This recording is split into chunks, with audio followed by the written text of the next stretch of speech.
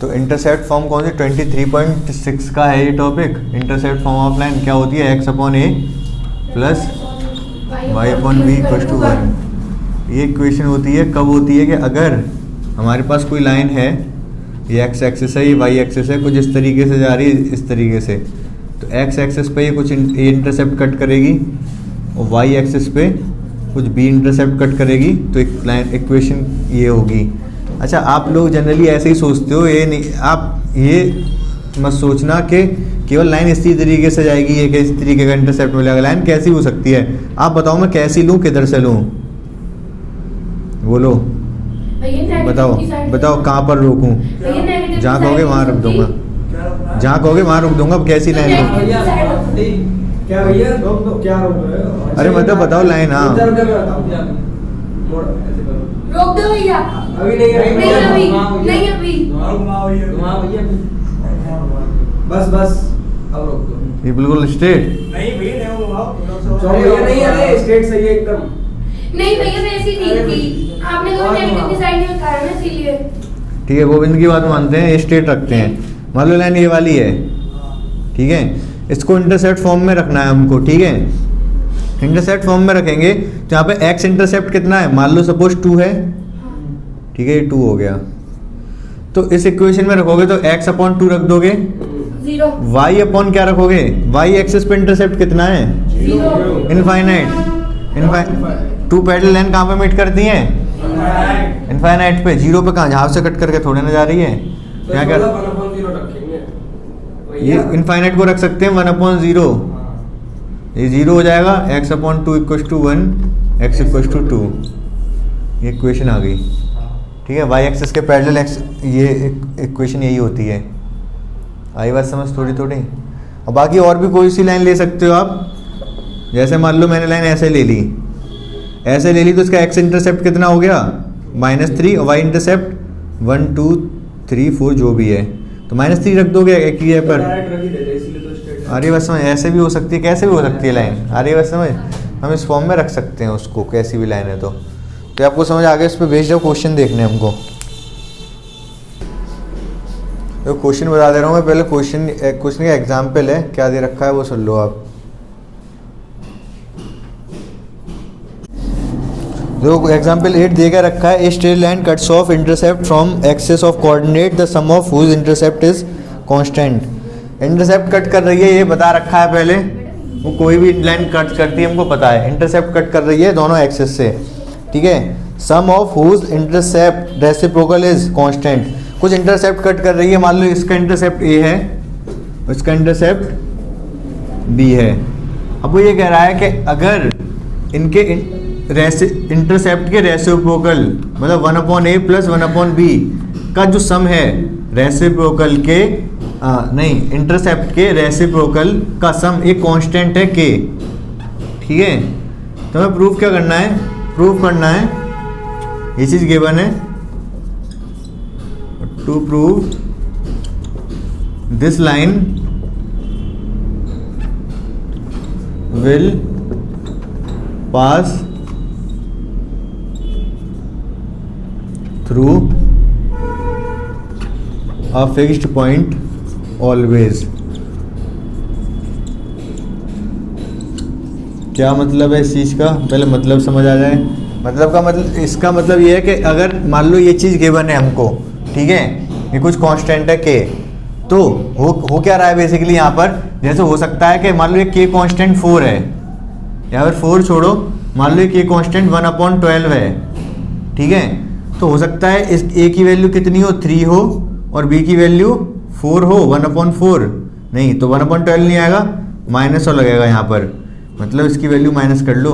a की value 3 हो, b की वैल्यू -4 हो, तब भी यही आएगा।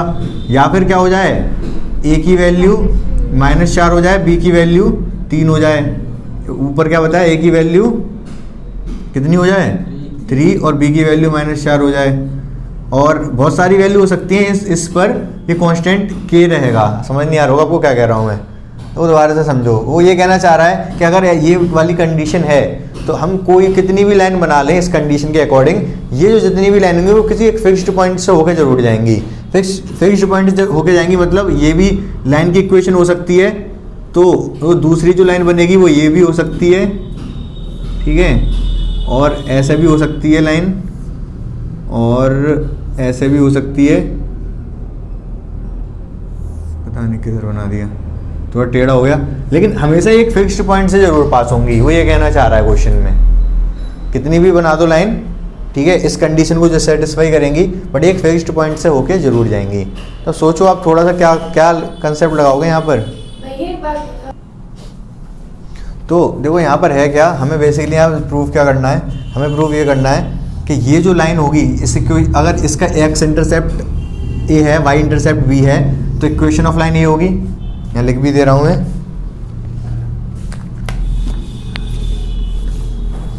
Equation of line is x upon a plus y upon b. हमें प्रूफ क्या करना है, हमें प्रूफ ये करना है एक ऐसा पॉइंट है जो हमेशा इस चीज़ को सेटिस्फाई करेगा, इस लाइन को सेटिस्फाई करेगा, चाहे कुछ हो जाए, इस इक्वेशन को सेटिस्फाई करेगा ही करेगा, हमें ये दिखा देना है, ठीक है। तो हम इसको कैसे दिखा सकते हैं, दो तरीके हैं। एक तो तरीका देखो ये है, सीधा सीधा तरीका है हमारे पास, क्या कि अगर मान लो हम यहाँ से कंपेयर कर दें, कंपेयर कैसे कर दें, ये वाली इक्वेशन हमको दे रखी है ना, हम क्या कर दें यहाँ पर इन दोनों को कंपेयर करें, तो यहाँ वन बनाने के लिए मुझे क्या करना पड़ेगा, के का डिवाइड करना पड़ेगा। तो यहाँ कर दूँ 1 अपॉन, इसको लिख दे रहा हूँ इधर से, 1 अपॉन के ए प्लस 1 अपॉन के बी इक्वल टू 1। ये बात समझ में आई आपको। अब इन दोनों को कंपेयर करो, आप इन दोनों को कंपेयर करो, ये दोनों हैं तो एक ही चीज़। देखो ये चीज़, ये लाइन की इक्वेशन है, और ये हमें लाइन के बारे में ही कुछ बता रखा है। समझ पा रहे हो आप थोड़ा थोड़ा मैं क्या कह रहा हूँ। तो अगर हम इनको कंपेयर करें तो एक्स और वाई की वैल्यू मिल जाएंगी। बोलो क्या मिलेंगी।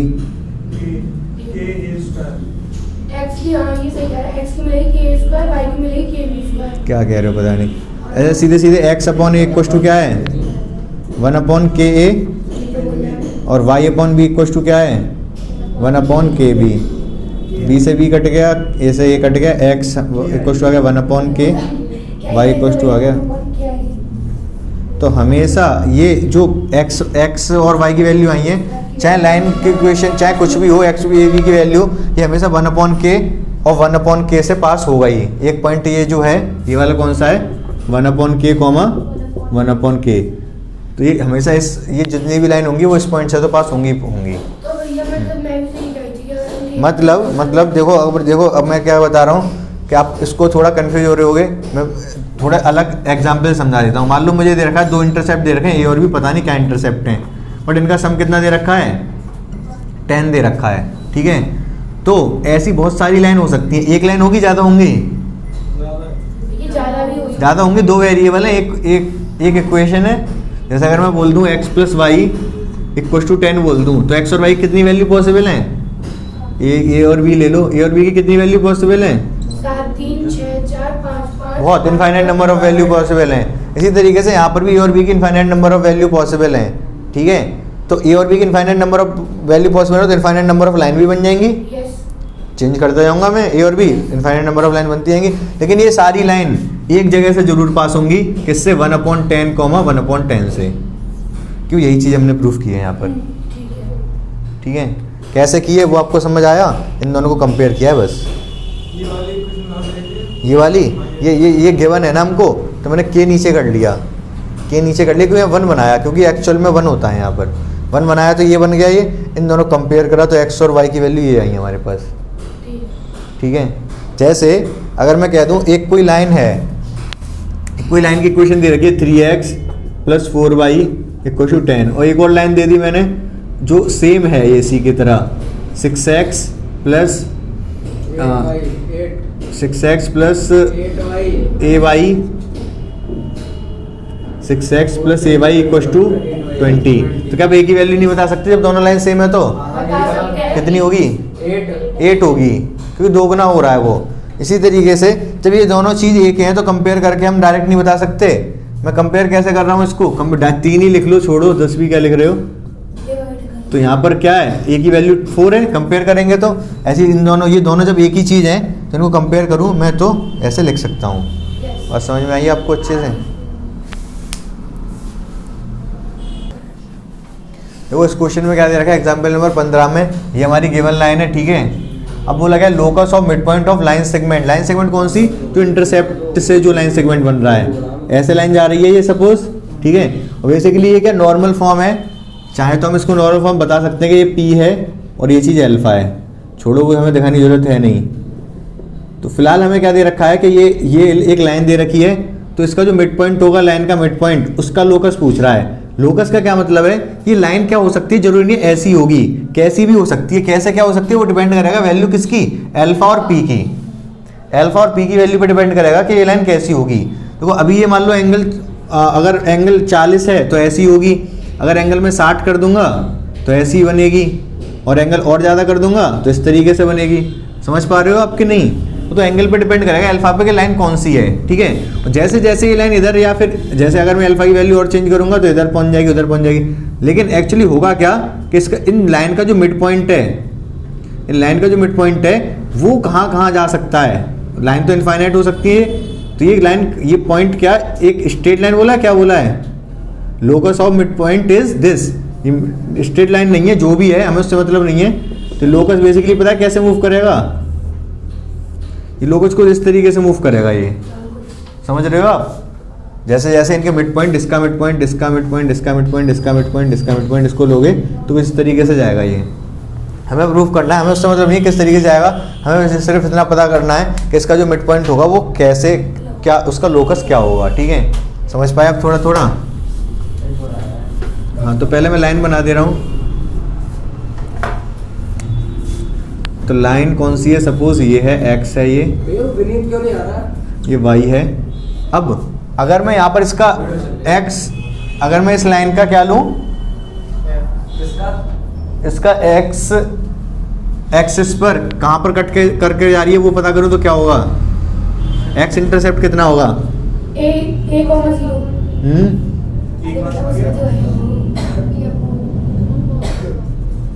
P upon cos alpha comma 0, और ये कितना हुआ 0 comma P upon, mid point के कोऑर्डिनेट क्या होंगे इसके, this plus this divide by 2, तो P upon 2 cos alpha comma P upon 2 होंगे कि नहीं होंगे, ये बोलो। अभी हमारे पास कोऑर्डिनेट आ गए मिड पॉइंट के। अब हम क्या कर सकते हैं ये बताओ मुझे। तो पहले आप ध्यान करो क्या कि जब मैंने आपको ये समझाया था, क्या समझाया था कि कोई भी स्ट्रेट लाइन की इक्वेशन हमें बनानी है, ड्राइव करनी है, तो कैसे ड्राइव करते हैं। मान लो मैंने दे दिया एक पॉइंट दे दिया x1 y1 से जाने वाली लाइन, और जिसका स्लोप m है, इस लाइन की इक्वेशन बताओ आप। तो आपने कैसे बताई थी इक्वेशन, ध्यान है आपको कैसे ड्राइव कराया था हमने इसको। जैसे मैंने ऐसे लाइन ले ली थी कोई, ये किस पॉइंट से जा रही है, x1 y1 से जा रही है ये, ठीक है, और इसका स्लोप m है, वो हमको पता है। तो इस लाइन की इक्वेशन कैसे बनाई थी मैंने, बताओ जल्दी से। वो जो इक्वेशन थी y minus y1 x m x minus, ये आई कैसे थी, ये ऐसे आई थी। मैंने जब भी बताया, मैंने जब भी कोई स्ट्रेट लाइन की इक्वेशन, एक वेरिएबल पॉइंट लेना पड़ेगा आपको। अगर किसी की लाइन की इक्वेशन बतानी है या किसी भी चीज़ की भी इक्वेशन बतानी है तो आपको एक वेरिएबल पॉइंट लेना पड़ेगा। अब क्योंकि हमें इसका स्लोप दे रखा है तो मैं लिख सकता हूँ y minus y1 upon x minus x1 equal to m बोल सकता हूँ। लाइन का स्लोप है ये, इसको उधर ले जाऊँ तो ये लाइन की इक्वेशन बन जाती है। ये बात समझ आई आपको? तो हमें यहाँ वेरिएबल पॉइंट लेना पड़ा। अगर हमें इक्वेशन बतानी है तो वेरिएबल पॉइंट लेना पड़ेगा। ये बात समझ में आ रही है आपको या नहीं? ठीक है। इसी तरीके से वो कह रहा है locus of mid point. Locus मतलब इक्वेशन, लोकस का मतलब आप इक्वेशन समझो फिलहाल तो, ठीक है। लोकस का मतलब बेसिकली होता है पाथ। अब देखो ये भी क्या है, ये स्ट्रेट लाइन की इक्वेशन क्या है, एक पॉइंट का पाथ ही तो है ये पाथ है इस पॉइंट का। स्ट्रेट लाइन एक पॉइंट है जो जैसे चलता जा रहा है, उसका पाथ क्या दिखा रहा है हमको, स्ट्रेट लाइन की इक्वेशन बताता है। आ रही बात समझ? तो ये भी एक लोकस है। इस पॉइंट का लोकस क्या है, एक स्ट्रेट लाइन है, तो उसका पाथ स्ट्रेट लाइन है। एक पॉइंट है मूव कर रहा है ऐसे ऐसे ऐसे ऐसे ऐसे, इसके अकॉर्डिंग इस पॉइंट से होके जा रहा है वो पॉइंट, और स्लोप हमेशा उसका क्या रहेगा, m रहेगा। तब वो ये कोई, हाँ बोलो। तो यहाँ पर इस तरीके से आप समझे, एक वेरिएबल पॉइंट लेना होता है हमको। तो ऐसे हमें यहाँ पर भी क्या करना होगा, क्योंकि हमें मिड पॉइंट के कोऑर्डिनेट बताने हैं। तो वो तो आगे तो ये हाँ, इस पॉइंट को मैं वेरिएबल पॉइंट ले रहा हूँ x, y। और उन दोनों से स्लोप निकाल लेंगे तो फिर इसके लिए इक्वेशन आ स्लोप नहीं निकालना, यहाँ पे स्लोप 2 पॉइंट थोड़े ना पता हमको। तो वो वाला दूसरा पॉइंट क्या होगा, देखो वो अब जो वही मैंने आपको समझाया, जैसे ये वाला मिड पॉइंट आ गया, अब ये डिपेंड कर रहा है किस पर, इस वैल्यू अल्फा और पी पर। अगर अल्फा और पी की वैल्यू चेंज होंगी तो हो सकता है वो लाइन हमें कुछ ऐसी मिले, ठीक है। उस केस में मिड पॉइंट क्या होगा, ये होगा, रहेगा तो x, y ही, और क्योंकि हमें वैल्यू इनकी नहीं पता तो ये वैल्यू सेम रहनी है। ये x, y ये वेरिएबल पॉइंट है, मैं इस x, y को ये भी पॉइंट बोल सकता हूँ, ये भी बोल सकता हूँ, क्योंकि ये वेरिएबल पॉइंट है, ठीक है। और रही बात ये वाले कोऑर्डिनेट की, वो आप यही लोगे क्योंकि हमें वैल्यू दे रखी है, ये उसी को तो यूज़ करोगे आप। अगर मान लो आप ये वाली लाइन बना लेते हो, ठीक है, तब भी आप एक्चुअली सोच क्या रहे हो कि ये वाली लाइन कौन सी है, यही है, ये x cos alpha plus y sin alpha. आपको पता ही नहीं है ना अल्फा और p की वैल्यू क्या है, तो चाहे ये लाइन हो चाहे ये लाइन हो, आपके लिए लाइन यही है ये। और मिड पॉइंट क्या आएगा, मिड पॉइंट के कोऑर्डिनेट यही आएंगे, समझ रहे हो। तो x, y और ये चीज़ एक ही है, तो मैं यहाँ से लिख सकता हूँ x इक्वल टू क्या है,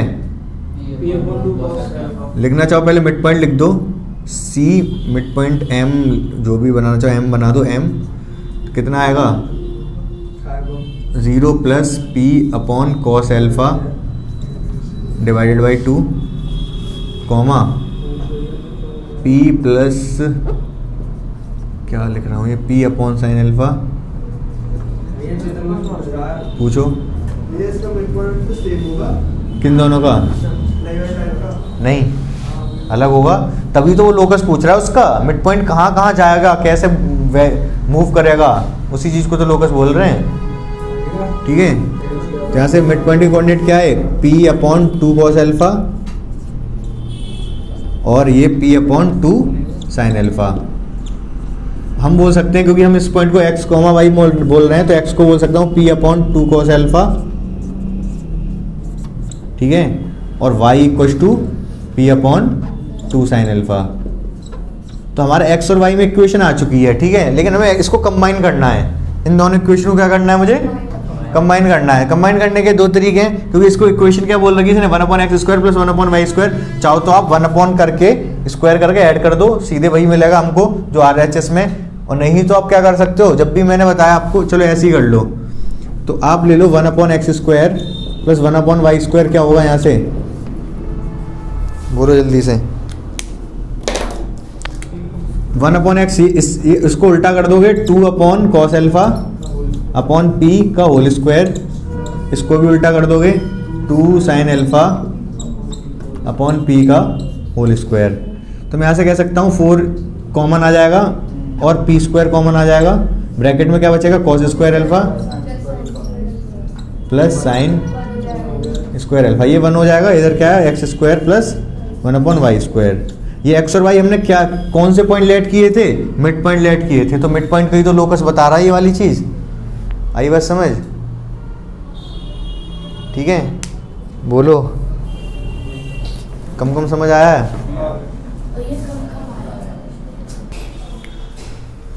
तो देखो 16 में जो एग्जाम्पल जो दे रखा है वो क्या दे रखा है, एक पॉइंट है जिसका लोकस पता करना है, और पॉइंट कहाँ क्या है, उस पॉइंट के बारे में क्या दे रखा है, उसकी डिस्टेंस दोनों एक्सिस से, सम ऑफ डिस्टेंस दोनों एक्सिस से हमेशा 1 रहेगा, ठीक है। तो पॉइंट पता है कहाँ कहाँ हो सकता है, ये 1 है, ये 2 है, ये 1 है, ये 2 है, ये 1 है, ये 2, ये 1 है, ये 2 है।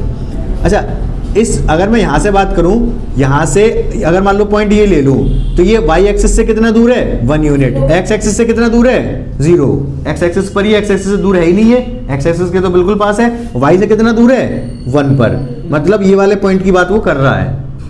अगर x एक्सिस से 0 दूर है, y एक्सिस से 1 दूर है, तो दोनों का जोड़ के कितना आएगा, 1, मतलब इस पॉइंट को चाहिए उसको, ये वाला पॉइंट भी चाहिए।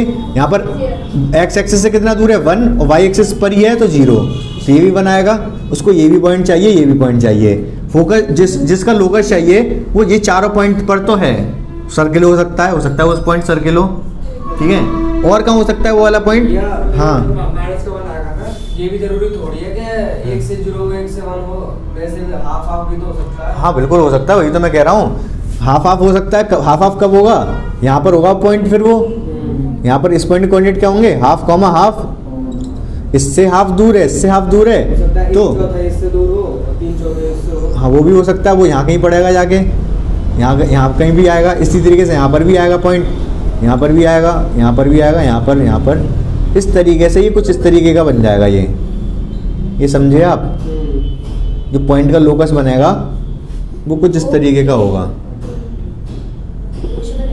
सर्कल नहीं होना चाहिए तो सर्किल नहीं होगा।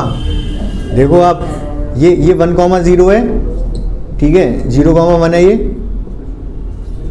ये क्या है? 1,0 है। हाफ कॉमा हाफ भी होगा, क्यों? क्योंकि हाफ डिस्टेंस इससे हाफ इससे, तभी तो 1 होगा। तो सम उसका दोनों जोड़ के 1 आना चाहिए। इस पॉइंट का एक्स एक्सिस से कितना दूर है? हाफ। वाई एक्सिस से कितना दूर है? हाफ। तो दोनों जोड़े कितना आएगा? 1। क्या ये वाला पॉइंट, ये वाला पॉइंट और ये वाला पॉइंट स्ट्रेट लाइन पर है कि सर्किल पर है? स्ट्रेट लाइन पर होंगे ये पॉइंट। बात समझ आ रही है कैसे? सर्किल पे नहीं होंगे। सर्किल पे होते तो x² + y² equal to something आता फिर वो, ठीक है। यहाँ पर हमें साफ साफ दिखाई दे रहा है कि एक स्ट्रेट लाइन पर ही जाएंगे पॉइंट। लीनियर इक्वेशन बन रही है ये, समझ पा रहे हो आप थोड़ा थोड़ा या नहीं? हमें लेकिन अब ये पॉइंट तो हमने ये पाथ तो बना दिया, लेकिन ऐसा पाथ का हम इक्वेशन कैसे बनाएं? अब समझ पा रहे हो क्या कह रहा हूँ मैं? जैसे कोई लाइन इस तरीके से है, हम इसकी इक्वेशन बना सकते हैं। क्या है इसकी इक्वेशन? आप बता दोगे क्या? 1,0। इसकी इक्वेशन बता दोगे आप? 0,1 बता दोगे कि नहीं? ठीक है। अब यहाँ से भी ये भी हो सकता है पॉइंट, ये -1,0 है। इस लाइन की इक्वेशन बता दोगे आप? बोलो। इस लाइन की सबकी इक्वेशन लगा के सम कर। हाँ, सबका सम करना पड़ेगा। इस लाइन की इक्वेशन बना दोगे आप? ये कौन सा पॉइंट है? 0,-1। इस लाइन की इक्वेशन बना दोगे? बता दे रहा हूँ, इस लाइन की इक्वेशन क्या आएगी पता है आपको? बता दो आप, आएगी क्या? y - y1 0 इसको x1 y1 ले लो, y - y1 m स्लोप कितना होगा इसका? y2 - y1 upon x2 - x1। सीधे सीधे ऐसे ही देख लो, ये 45 होगा कि नहीं होगा? इधर से 135 होगा, 10 135 की वैल्यू -1, ठीक है। और x - x1 कितना है? 0। इसको मैंने x1 y1 लिया है। स्लोप मुझे पता है इसका कितना है, इसकी ज़रूरत थी केवल। क्या आ जाएगा ये? -x, इधर आके प्लस का x, ये प्लस y और ये 1। ये इक्वेशन आ गई इस वाले की। इसकी कितनी आएगी? इसका स्लोप 45 ही है, ठीक है। पॉइंट इस पॉइंट तो इससे भी जा रहा है ये। y - 1 10 45 की वैल्यू 1, x - 0। यहाँ से प्लस का x आएगा, ये y उधर जाके माइनस का हो जाएगा, x - y = -1। या फिर आप कह सकते हो माइनस, यहाँ +1 रखना चाहूँ, क्यों रखना चाह रहा हूँ अभी बता दूंगा। -x + y = 1 ऐसे लिख सकता हूँ। इसी तरीके से इसकी इक्वेशन बनाओगे आप, ये आएगा -x - y = 1। इसकी इक्वेशन बनाओगे आप, क्या आएगा? ये आ जाएगा प्लस का x माइनस का y = 1। ये बात समझे आप? हो क्या रहा है? 1 सब में सेम है। First equation, second equation, third equation, fourth equation, बस x की वैल्यू चेंज हो रही है। समझ रहे हो आप? ठीक है। और चेंज क्या हो रही है? सेकंड क्वाड्रेंट में x नेगेटिव होता है तो इसमें नेगेटिव लग गया इसके आगे। थर्ड क्वाड्रेंट में दोनों नेगेटिव होते हैं तो दोनों के आगे नेगेटिव लग गया। फोर्थ क्वाड्रेंट में ये नेगेटिव होता है तो y के आगे नेगेटिव लग गया। ये बात समझ में आई आपको? तो इन चारों को अगर मैं कंबाइन करूँ तो मैं लिख सकता हूँ (x + (y) = 1। पता है क्यों? क्योंकि देखो मैंने पहले ही बताया आपको कि फर्स्ट क्वाड्रेंट में होंगे तो दोनों प्लस प्लस ही लोगे आप। सेकंड, अगर x सेकंड क्वाड्रेंट में है, सेकंड क्वाड्रेंट में x नेगेटिव होता है ना, x इधर है, y ऊपर ही है, तो सेकंड क्वाड्रेंट में अगर जाओगे तो (x) को हमें -x लिखना पड़ता है। मैंने बताया है आपको। y अगर ऊपर है, प्लस का है, तो y लिखोगे, तो अपने आप ये वाली इक्वेशन ये बन जाएगी अगर सेकंड क्वाड्रेंट में पहुंचोगे तो। आप समझ पा रहे हो आप थोड़ा थोड़ा क्या बताना चाह रहा हूँ मैं या नहीं? देखो मैंने बताया था, अगर (x) = लिख रहा है 3, ठीक है, तो मैं पूछ रहा था आपसे x की वैल्यू क्या होगी? क्या होगी x की वैल्यू? x की वैल्यू होगी +-3। अगर देखो होगा क्या इसमें, if x is greater than 0, अगर x पॉजिटिव है तो x = 3 लिखोगे आप। If x is less than 0, अगर x माइनस की वैल्यू है तो आप -x = 3 लिखोगे। ये बात समझिए आप? कैसे? अगर दो कंडीशन है ये, अगर x की वैल्यू नेगेटिव है, मान लो -3x की वैल्यू, ठीक है, अगर x की वैल्यू -3 है तो आप क्या करोगे, आप ये वाली इक्वेशन लिखोगे। ये वाली इक्वेशन क्यों लिख रहे हो, क्योंकि x की वैल्यू -3 है, जब x के ऊपर -3 रखोगे तभी तो ये एक्चुअली +3 हो पाएगा, 3 + 3 = +3 आएगा। अगर x पॉजिटिव है, ग्रेटर देन 0 है, x अगर 3 है तो फिर तो कोई प्रॉब्लम नहीं है, यहाँ x = 3 लिख दो, 3 = 3 आ जाएगा। लेकिन अगर x लेस देन 0 है तो आपको -x = 3 लिखना पड़ेगा, या फिर x = -3 लिखना पड़ेगा। क्यों, क्योंकि अब x की वैल्यू नेगेटिव है ना, 0 है तो -3 लिखोगे आप x की जगह पर। बोला है पहले कि x लेस देन 0 है तो -3 = तभी तो -3 आएगा। समझ पाए आप क्या कह रहा हूँ मैं, थोड़ा थोड़ा, ठीक है। तो इसीलिए ये इस तरीके के हम चारों इक्वेशन को कंबाइन करके ये लिख सकते हैं। बोलो समझ आया या नहीं।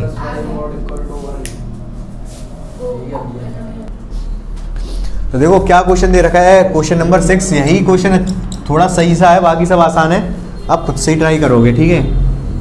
ये दे रखा है, एक लाइन है जो कहाँ से पास हो रही है, -4,3 से, 1 2 3 4 और 1 2 3 यहाँ से होके पास हो रही है, ठीक है। और उसके बाद क्या दे रखा है इसके बारे में, ये x एक्सिस हो गया, ये y एक्सिस हो गया, ये इंटरसेप्ट कट करेगी कुछ ना कुछ, ठीक है। पता नहीं क्या इंटरसेप्ट कट करेगी, मान लो ये a है और ये b है। तो इंटरसेप्ट के बारे में कुछ दे रखा है इसने, क्या दे रखा है, हाँ ये वाला पॉइंट है जो रेशियो को यहाँ पर, ये इस लाइन को, ये जो लाइन है इसको किस रेशियो में डिवाइड करेगा, 5:3 में। मतलब ये 5 होगा और ये 3 होगा। ये बात समझ में आई आपको। इतनी जो लेंथ होगी, अगर ये पॉइंट A है, ये पॉइंट B है और ये पॉइंट C है, तो AC/CB 5:3 उसने दे रखा है। ये बात समझ में आई आपको। अच्छा इस पॉइंट के कोऑर्डिनेट क्या होंगे, a,0। इस पॉइंट के कोऑर्डिनेट क्या होंगे, हाँ सही लगा, नहीं यही रहने दो, वो a की वैल्यू माइनस में आ जाएगी। तो अब यहाँ से हम क्या करेंगे, इस सेक्शन फॉर्मूला लगाओ, ये 5 3 दे रखा है तो क्या सेक्शन फॉर्मूला लगेगा, a का मल्टीप्लाई होगा किसमें, 3 में, 3a, और 5 का मल्टीप्लाई होगा 0 में, 5 × 0 0, हाँ देखो तो सही, डिवाइड बाय 8 = क्या आएगा, -4। ये पॉइंट तो ये आता है, तो यहाँ से ये क्या 32 और a की वैल्यू कितनी आ जाएगी, -32 डिवाइड बाई 3, ठीक है। इसी तरीके से सेक्शन फॉर्मूला लगाऊंगा अगर मैं b के लिए, तो क्या होगा, 0 × 3 × 0 प्लस 5 का मल्टीप्लाई होगा b में, 5b डिवाइडेड बाय 8 क्यों, 5 और 3 8 = कितना आएगा, 3 ये वाला पॉइंट कितना आ गया, 24। तो b की वैल्यू कितनी आई, 24 डिवाइडेड बाय 5। e और b की वैल्यू आ गई, तो हमें लाइन की इक्वेशन नहीं पता चलेगी क्या। लाइन की इक्वेशन क्या है अगर इंटरसेप्ट फॉर्म में, x/a + y/b = 1। a की वैल्यू कितनी आई है, -30, x की वैल्यू आई है -32 डिवाइडेड बाय 3, तो 3 ऊपर पहुंच जाएगा। b की वैल्यू कितनी आई है, 24 डिवाइड बाई 5 ऊपर पहुंच जाएगा, 5 = 1। चाहो तो आप एलसीएम ले सकते हो, 32 है ना, ये एलसीएम कितना आएगा, 8 4 जा 8 3 जा, तो इसमें आप 4 का मल्टीप्लाई और कर दो 24 में, 72 होगा ना, कर लोगे एलसीएम लेके, कर लोगे इसको। बस समझ में आई आपको, टफ नहीं था, बहुत आसान था, देख लो एक और बार समझ में ना आए हो तो। बस ये बताया उसने कि ये वाला पॉइंट है, ये जो लाइन सेगमेंट होगा इंटरसेप्ट के बीच में, उसको 5:3 में ब्रेक करेगा। ये हमने कर दिया, सेक्शन फॉर्मूला लगा दिया, जो 5:3 दे रखा है, तो ए और बी की वैल्यू आ गई। ए और बी की वैल्यू की हमें पता है लाइन की इक्वेशन ये होती है, पुट कर दी ए और बी की वैल्यू, क्वेश्चन खत्म। आई बस समझ, ठीक है ना। हाँ दामिनी, तो आसान था, बाकी और भी इससे भी ज़्यादा आसान है, आप सारे क्वेश्चन कर लोगे। ये एक्सरसाइज खत्म, कल हम नेक्स्ट एक्सरसाइज करेंगे फिर।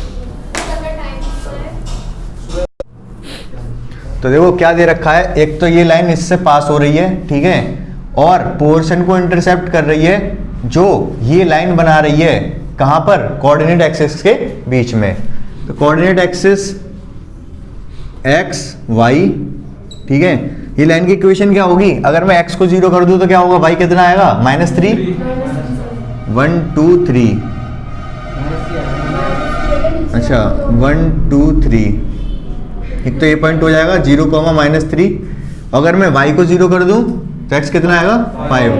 1 2 3 4 5, ठीक है, ये वाला पॉइंट होगा। 2,1 क्या है?